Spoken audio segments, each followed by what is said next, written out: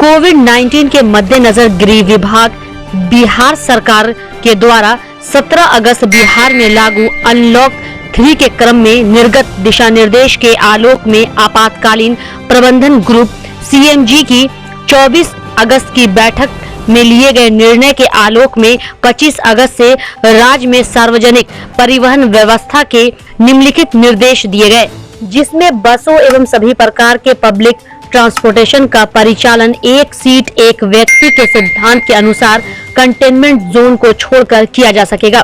बसों एवं अन्य वाहनों के परिचालन के क्रम में निम्नलिखित व्यवस्थाएं सुनिश्चित की जाएगी। वाहन को प्रतिदिन धुलवाने, साफ सुथरा रखने एवं समय पर प्रत्येक दिन ट्रिप के पश्चात सैनिटाइज करना सुनिश्चित करवाएंगे। ड्राइवर एवं कंडक्टर को साफ कपड़े एवं मास्क, ग्लव्स पहनने का निर्देश देंगे।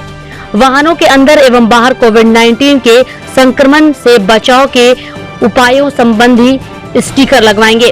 साथ ही जिला प्रशासन द्वारा उपलब्ध कराए गए पंपलेट का यात्रियों के बीच वितरण सुनिश्चित करेंगे। वाहनों के अंदर चढ़ने उतरने के समय सोशल डिस्टेंस का अनुपालन सुनिश्चित कराया जाएगा। वाहनों में निर्धारित सीट के अतिरिक्त एक भी यात्री नहीं लिया जाएगा। इसकी हिदायत ड्राइवर एवं कंडक्टर को देंगे। वाहनों में सैनिटाइजर की उपलब्धता सुनिश्चित करेंगे। प्रत्येक यात्री के लिए यात्रा के दौरान मास्क पहनना अनिवार्य होगा। वहीं जिला प्रशासन द्वारा अपने क्षेत्रांगत प्रत्येक बस स्टैंड, टैक्सी स्टैंड पर दंडाधिकारी के साथ पर्याप्त संख्या में पुलिस बल की प्रतिनियुक्ति की जाएगी, जो यह सुनिश्चित करेगा कि बस में सोशल डिस्टेंस, साफ सफाई संबंधी प्रोटोकॉल का अनुपालन किया जा रहा है या नहीं। बसों में निर्धारित बैठने की क्षमता के अनुसार ही यात्री बैठाए जा रहे हैं एवं यात्रियों से निर्धारित किराया भी वसूला जा रहा है। अन्य वाहनों में भी इसका अनुपालन किया जाएगा। जिला प्रशासन द्वारा वाहन मालिकों को कोविड-19 के संक्रमण से बचाव एवं बरती जाने वाली सावधानियां संबंधी पंपलेट पर्याप्त मात्रा में उपलब्ध कराया जाएगा, जिसका वितरण यात्रियों के बीच किया जाएगा। बताते चले कि बसों के परिचालन में यात्रियों की सुरक्षा के लिए सारी सुविधाएं एवं सावधानियां बरती जाएंगी।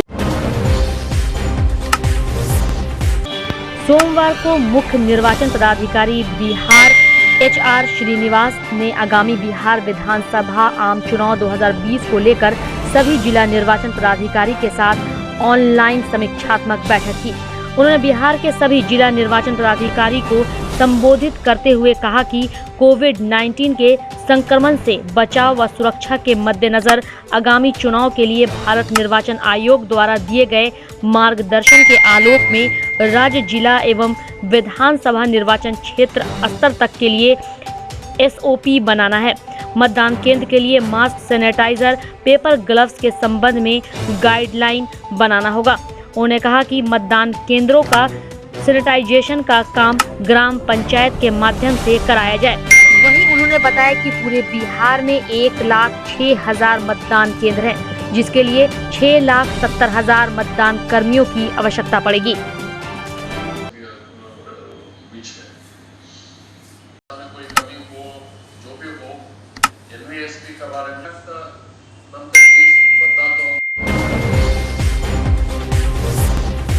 जिला परिषद सदस्य जमाल अतहर रूमी हत्याकांड में हुए मुकदमे में निष्क्रिय पुलिस व पीड़ित परिवार के सदस्यों को फंसाए गए झूठे मुकदमे को लेकर सिंघवाड़ा के भापुरा गांव में मोहम्मद मेराज के दरवाजे पर इंसाफ मंच के पहल पर बैठक आयोजित हुआ।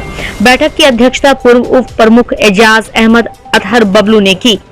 बैठक में वक्ताओं ने आक्रोश व्यक्त किया कि जिला परिषद सदस्य जमाल अतहर रूमी की DMCH में हुई हत्या का 1 महीने से अधिक समय हो जाने के बाद भी पुलिस ने मुकदमे में कुछ नहीं किया और दोषी डॉक्टर छुट्टे घूम रहे हैं।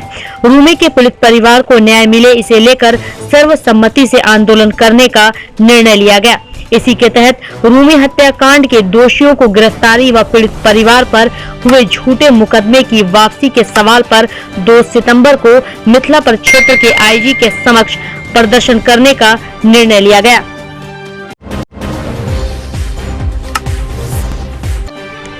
सोमवार को पोलो मैदान स्थित धरना स्थल पर जिला राष्ट्रीय जनता दल दरभंगा के वरीय उपाध्यक्ष के नेतृत्व में हनुमान नगर प्रखंड के 14 पंचायतों सहित सिनवार पंचायत के बाढ़ राहत सामग्री में भारी अनियमितता बरतने एवं निर्वाचित जनप्रतिनिधि को हनुमान नगर के सीओ एवं वीडियो द्वारा प्रताड़ित करने एवं धमकाने सहित अपनी 11 सूत्री मांगों को लेकर धरना एवं प्रदर्शन किया। आइए आपको सुनाते हैं कि धरना के माध्यम से डॉक्टर लक्ष्मेश्वर प्रसाद सिंह ने क्या कुछ कहा। के समर्थन में हनुमान नगर प्रखंड की समस्या को लेकर हमारे वरीय उपाध्यक्ष श्री लक्ष्मेश्वर सिंह पप्पू जी के नेतृत्व में इस धरना का आयोजन किया गया है। धरना मूल रूप से जो हनुमान नगर प्रखंड प्रशासन है उसका रवैया बिल्कुल लोकतांत्रिक नहीं है, वो तानाशाही रवैया में है। और आपने देखा जब बाढ़ के समय में सिनवारा पंचायत में सूखा राहत भी वितरण नहीं करवा पाया, एक जगह सूखा राहत रह गया, लोग भूखे मर रहे थे, लेकिन किसी खास व्यक्ति के दरवाजे पर राहत सामग्री रह गई। इसलिए इसके खिलाफ और उसकी निरंकुशता के खिलाफ हम लोग आज प्रशासन को चेताना चाहते हैं। जो आप पूरे प्रखंड में जो प्रखंड विकास पदाधिकारी के द्वारा जो जनप्रतिनिधि को अपमानित किया जाता है उसके खिलाफ राष्ट्रीय जनता दल और तमाम जो यहाँ हमारे वाम मोर्चा के साथी हैं, हम सब लोग लामबंद होकर इसके जिला स्तर पर हम लोग आंदोलन करेंगे। और ये सरकार पूरी तरह से लोकतांत्रिक व्यवस्था को समाप्त कर रही है। आज तक पंचायत से लेकर जिला तक अनुश्रवण समिति की बैठक नहीं हुई, लेकिन परंपरा थी बिना अनुश्रवण समिति के बैठक से राहत सामग्री का वितरण नहीं होता है। लेकिन सरकार पूरी तरह से ये प्रशासन निष्क्रिय है, असफल है। इस बार हनुमान नगर प्रखंड के बाढ़ पीड़ितों के परिप्रेक्ष्य में 11 सूत्री मांगों के समर्थन में हमारे इस कार्यक्रम में महागठबंधन के वाम मोर्चा, कांग्रेस, राकापा, वीआईपी, अन्य पार्टी का भी समर्थन प्राप्त है। सारे लोग यहाँ आए हैं, अपनी उपस्थिति दर्ज कराए हैं।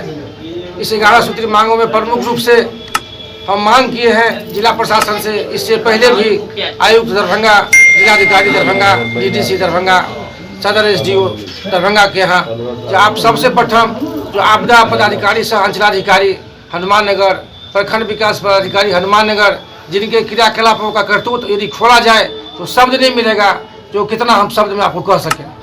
हम आपको सबसे पहले ध्यान देते हैं सिनवारा पंचायत में 600 राहत पैकेट का उठाव हुआ, किसी बिचौलिए के द्वारा ले जाया गया जबरन।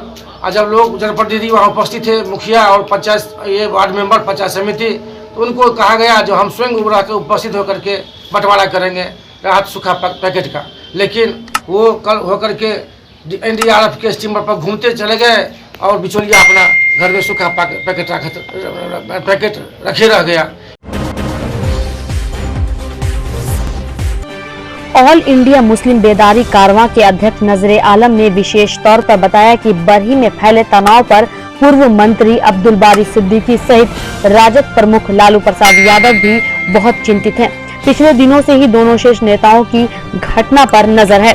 अब्दुल बारी सिद्दीकी के द्वारा लालू प्रसाद यादव ने अपना संदेश भिजवाया कि बरही गांव में फैले तनाव को हर हाल में सामाजिक स्तर पर बात कर खत्म किया जाए और ध्यान रखा जाए कि दोबारा फिर इस तरह का उन्माद शरारती तत्व बिहार के किसी भी क्षेत्र में न फैल सके। सिद्दीकी ने भी व्यक्तिगत तौर पर बिहार सरकार के आला अधिकारियों से मामले को गंभीरता से लेने के लिए कहा है।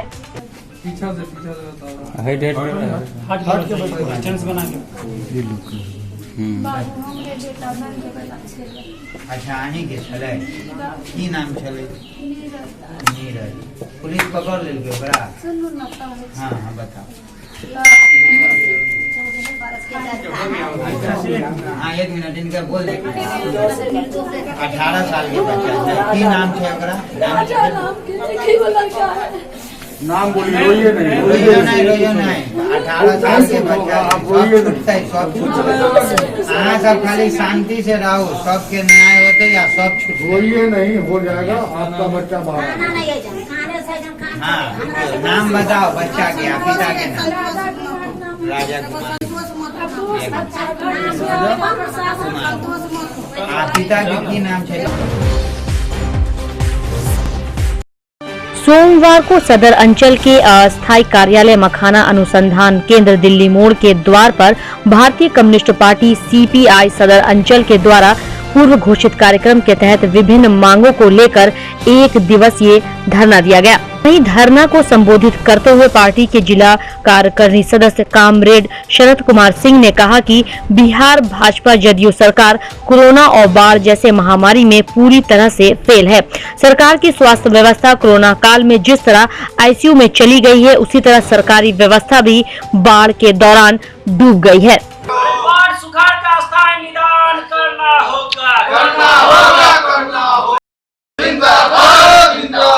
सभी किसानों का कृषि ऋण माफ करना होगा।